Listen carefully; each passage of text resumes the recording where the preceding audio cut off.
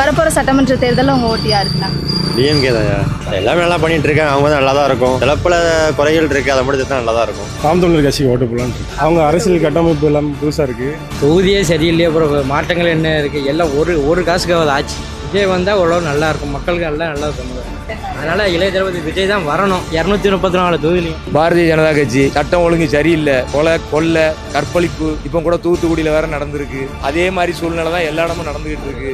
கஞ்சா பழக்கம், போதை பழக்கம் அதிகமான அளவில் இருக்கு. இவங்க குறைப்பானாங்க வந்து அதிகமாக ஆயிட்டு. டிஎம்கே இல்லைன்னா நாடு சுடுகாடு ஆயிடும். திமுக வந்தால் தான் பாதுகாப்பு, மக்களுக்கு பாதுகாப்பு, தமிழனுங்கிற ஒரு உரிமையை நிலைநாட்ட முடியும். எங்கள் ஓட்டு நாம் தமிழர் கட்சிக்கு போட்டோம். எங்கள் தொகுதியை பொறுத்த வரைக்கும் எல்லா மக்களுக்கும் தேவையான எல்லா அடிப்படை வசதிகள் எல்லாமே, தண்ணி குடிநீர் வசதி சரி, சுகாதாரம் சரி, எல்லாம் நீட்டாக இருக்கணும். எல்லா மக்களுக்கும் எல்லா தேவைகளும் கட்டண தேவைகளும் பூர்த்தி ஆகணும். அதுமாதிரி முக்கியமாக பெண்களுக்கு அதிகமாக பாதுகாப்பு இருக்கணும்.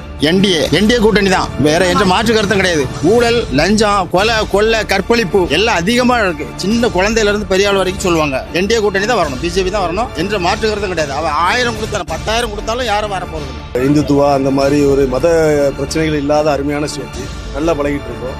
பாஜக அதை கெடுத்து வர்றதுன்னு நினைக்கிறாங்க. அதை எதிர்க்கிற சக்தி இந்த ஒரே ஒரு கட்சிக்கு தான் இருக்கு. தமிழை தவிர வேறு எதுவும் படிக்க முடியல. ஹிந்திலாம் வரணும், அப்பதான் மக்கள் 4 பக்கம் போய் இது பண்ண முடியும். 72 கருணாநிதி அந்த வரை உள்ளது ஒழியணும். மக்கள் எல்லா இடத்துலையும் கஷ்டப்படுறாங்க.